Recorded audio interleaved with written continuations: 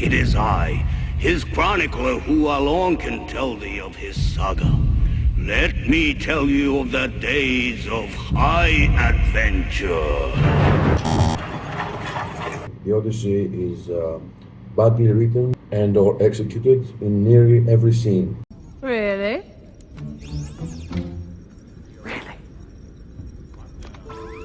Don't believe me? Follow along as I analyze almost every scene in the film, and then I have a few conclusions at the end. Oh, and check for the bullshit counter. As I mentioned, each thing that is either stupid or wrong or doesn't make sense or poor quality. Maybe you think some of these are subjective, but certainly most of them are not. Why?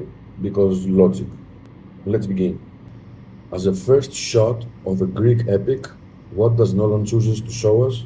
An African as a Greek. Oh, come on! An African who couldn't possibly be there at that time, or at least it's highly unlikely. But even if he was there, he couldn't have been Greek. So now we have this African who is pretending to be a bard, but all he's doing is this. One man, one decision, one desire.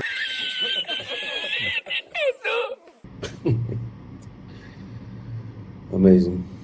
Okay, alright, maybe it's a bad start, maybe I'm being too harsh. Let's continue with scene number 2. As a second phase that Nolan chooses to show us for a Greek epic is a lesbian girl who pretends to be a boy. Oh my god! A 5 foot tall, 90 pounds soaked person that's supposed to be a Greek warrior, a Greek soldier.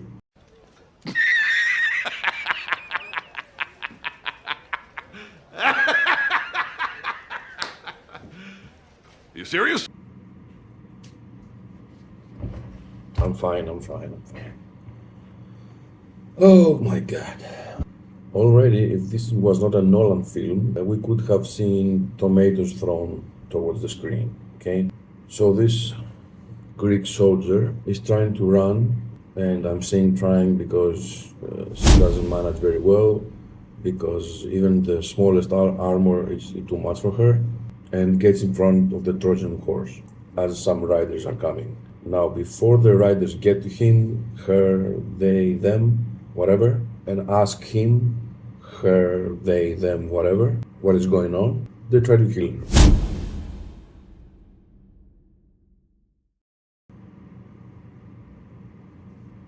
Two arrows and a spear. And then they ask the question that Sinon would have easily answered had he not been almost killed.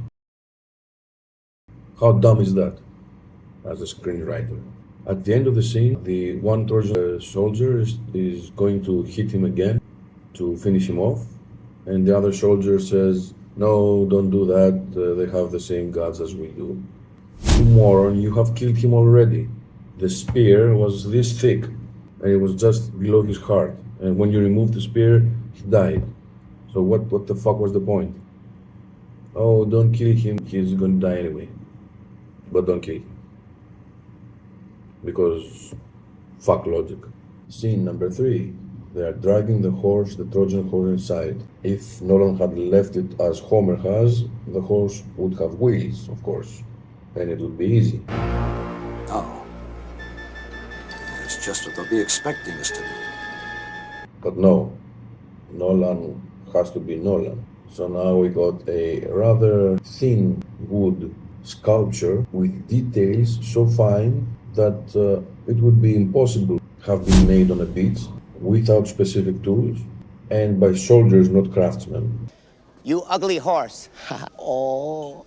And because they drag it, it is not believable that none of these 30-40 men that drag it, not one of them says, "Hey, these guys, this is far too heavy to be an empty horse, an empty wooden thin-walled horse." So some more Nolan realism for you there. Plus, it would be quite probable that it would break under all that weight when they put on the logs, on the wooden trees, wooden logs to roll it on the uneven dunes of the beach. scene 4, we have Telemachus and he's talking to Penelope, his mother. But not his mother, he says, Mom. Say that again? This is how the dialogue is in Nolan's film. There's a lot of mom, dad, fuck off, modern type of talking, for the modern audiences. Stop! Seriously, stop. Which also, of course, takes you away from the ancient times. Brilliant. And here, Penelope says, in this world, men can do whatever they want and women can do whatever they can. So this is the first attempt of Nolan to shove in a feminist or an inequality type of messaging that was completely normal for that era, and no woman would talk like that because that was the norm. This would be the equivalent of talking about ancient Egypt and having someone saying, hey, why are you having slaves? That's preposterous. But it's okay, because now we're going to see our hero, Odysseus, and we have the next scene 5, where he's teaching the kids how to hunt, and we're hoping to see a cool action sequence or something clever. Not only he draws the bow without an arrow, so the hawk hears it and comes towards him, but he also hesitates and also doesn't hit the boar where he has to kill it, so the boar runs into him with the arrow inside of it, and I think the arrow hits Odysseus' leg. Are you that stupid? So it's all a disaster. That's our first scene for our hero. But okay, maybe he's a clumsy hero. Scene 6, he's talking with, this time, a Colombian Greek, Eumaeus, played by the actor Leguizamo, who was breaking our balls about other races taking over roles of Latinos, and now, once he got the call to play a Greek guy, he didn't say, oh, better take a Greek guy. No, I'll do it. Yeah, fuck off. So Eumaeus says, why do you draw your bow before you shoot the animal? Odysseus says it's honorable for the enemy. Say that again? And Eumaeus says, but you were not at war, you were hunting, which is logical, a good point. And then Odysseus says, but hunting is a type of war. Oh my god. Which is bullshit. So now we have something said by Odysseus which is not smart and not wise, but it's a point of view. And quickly Eumaeus says, yeah, that's smart, but wits will get you in trouble someday. Brilliant. And this has nothing to do with wits and nothing to do with being smart, because if you warn your prey that you're going to, where you are, and that you're going to hit it, it's going to go away. You're not going to hit it, and you're not going to kill it, and you're not going to eat. Thank you! And even if it were a war, again, it's stupid to betray your position to the enemy or give him time to kill you. You have to kill him, otherwise you're not winning any wars. Well, duh. So, from any perspective, it was a dumb thing to say, and Nolan tries to pass it as something clever, just so that he can tell to us, the audience, that, hey, this is a smart guy.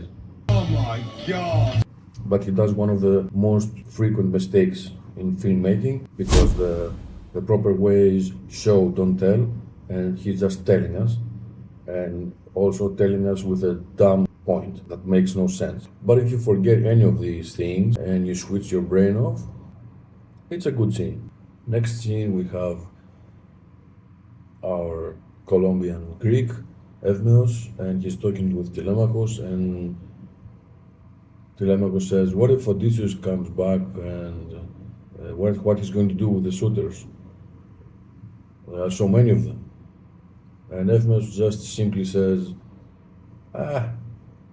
don't worry about it.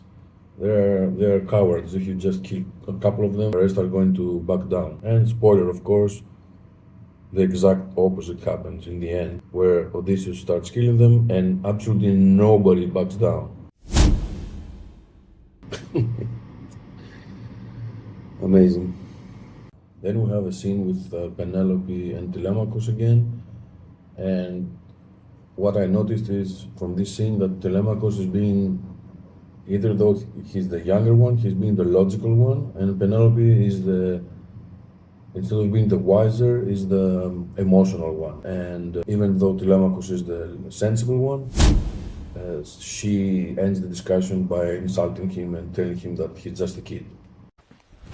Emotional, damn it! You want some therapy? In the next scene, we are at the palace and they're messing around with Argos the dog. And now we see another race swap, our third race swap, another African guy. Oh, fucking hell. Oh, come on. So in the first 20 minutes of this film, we have already seen an African, a trans, a Colombian, and another African. What in the fuck is that?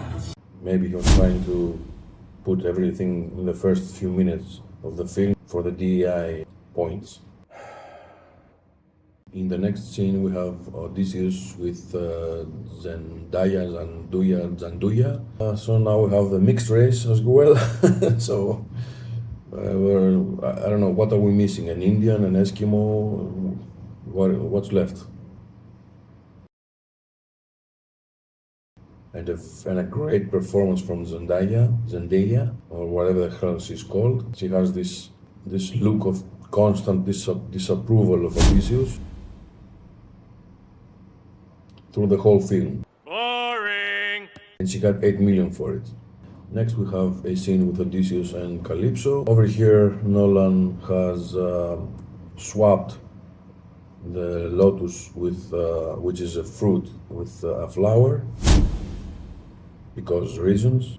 And now Calypso, instead of something mythical, something godlike and wonderful, is a beach bum hippie slash gypsy. Did you happen to notice the daughter of Agamemnon? Looks like Zendaya as a child. It's almost as Nolan tried to swap any whiteness in the cast. I don't know. Can we change that kid? That's too white. Put a darker one. You.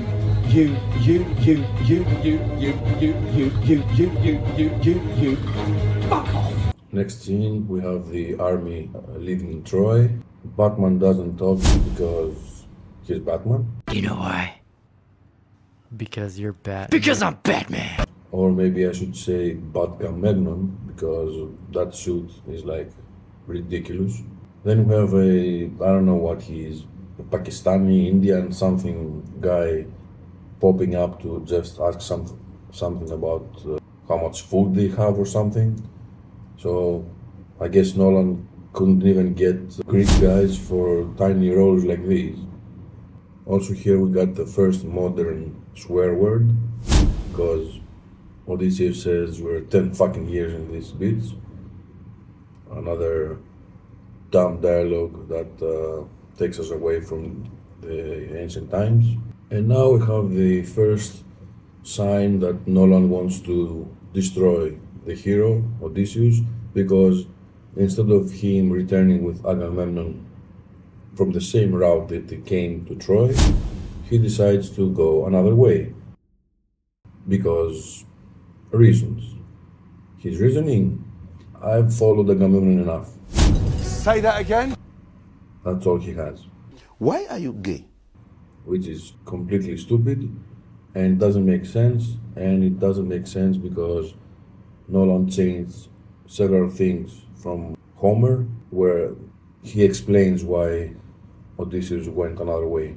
Because Odysseus had a disagreement with Agamemnon and decided to leave earlier than him from Troy because he wanted to go home, and it was only due to bad weather that he initially went off course, making Odysseus say 10 fucking years and this war has taken a big toll on us, and then also saying, oh, let's go this way, which I don't know what the fuck it is, and I don't know what we're gonna find, and maybe we're gonna starve and die. You're really screwing up!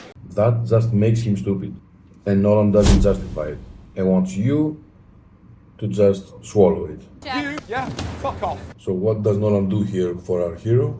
He makes him take an irrational, stupid decision that makes no sense for a leader and no sense for a man that wants to go home as quickly as possible, because he also endangers his men and he will delay his coming back to Ithaca. But if you forget any of these things and you switch your brain off, it's a good scene. So what really happened is that Odysseus intended to go back to Ithaca before Agamemnon, but due to bad weather, he was swept toward the north instead of south, and he went to the first stop, which is the land of the Cicones, where they knew who these guys were because they were also allies of the Trojans.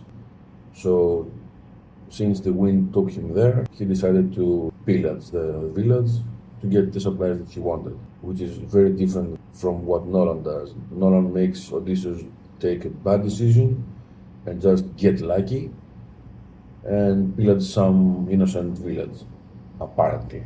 Why are you gay? So when they find land, the first land they find, the first officer of Odysseus calls him a lucky bastard, which is a complete stupid statement because they weren't lucky, they went north, they knew what there was towards the north. So now as Nolan shows us that they pillaged the village, we have the camera move and we have an African Greek talk to a real Greek, who is the only Greek in the movie, and asks him, "Why didn't you welcome us?" And the Greek says, "We didn't know, we thought you were the people of the sea," which is also weird because how do those people distinguish between ships that are coming that are hostile or not? And I don't remember either the Indian or the African guy says, "No, we're Greeks from Ithaca."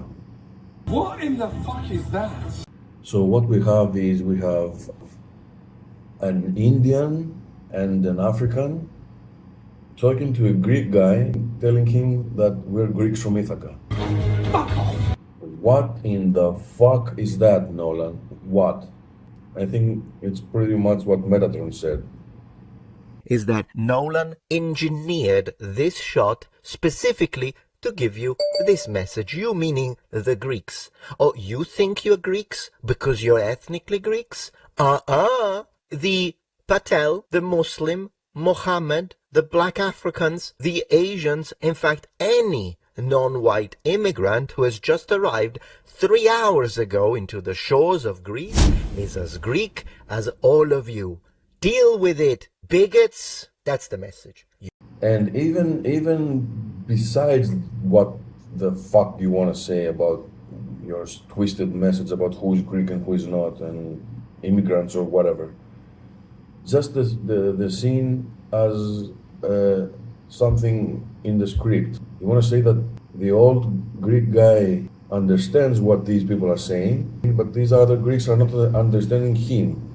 And you want to somehow show that these men of Odysseus have been at war so much and away from home that they have become so altered that even their speech is not comprehensible to another Greek. But even that is stupid because, first of all, this is the first stop of Odysseus, so it's only the 10 years out after the war. And why should your language be different after 10 years of war? That doesn't fucking make sense. Thank you! But besides that, if you want to put that shit there, you might as well put it at the end of Odysseus' travels, where he goes to exotic places and it's 7, 8 more years. Maybe then it can stick. Even besides that, you have, why would one of the soldiers understand the old Greek guy, but the other one didn't? What the hell? And why does one soldier need to translate Greek from Greek to Greek for the other soldier? All the soldiers of Odysseus were at war at the same time. They had gone through the same stuff. So at the very least, if you want to be logical and correct in your script, all of the men of Odysseus should not be able to understand the old guy. Well, duh. This is so fucking stupid. Plus, if they are so altered that their language is altered, then even the old guy, the old real Greek guy at Cicones should not be able to understand them. Well, duh. So all of the scene is really badly written. He wanted to be a smartass and, you know, throw a wink, weird interaction there that had some symbolism, but it fails because it makes no sense once you think about it. Oh. It's just what they'll be expecting us to do. And the scene goes away so fast that in the theater you will not think about it. So then the Indian Greek guy tells the old man that we're using the southern winds to go west because that's exactly where Ithaca is. You have to go south and west. You can see the map here. But then the old guy says, if you go west, you will not like what you're going to find. Which doesn't tie in with what the other guy said because, first of all, the old guy doesn't know where the fuck west they want to go. They didn't mention Ithaca. So they didn't imply that they want to go towards the west of the Mediterranean, so far west that they're going to find weird things. They just want to go south and a little bit of west to go around Peloponnese and go up to Ithaca. Another poorly written line of script. Anyway, they leave, and if we follow Homer, then as they go near Peloponnese, then southern Greece, then they have really bad weather, and I don't remember, maybe Zeus had something to do with it, and the weather sends their ships all the way across to Africa, where the men of Odysseus eat this lotus fruit that makes them forget and be happy and never want to leave. And only Odysseus there is reminding them, no, the Nostos, that I'm going to go back, and Nolan removes everything. Because fuck Odysseus. Why are you gay?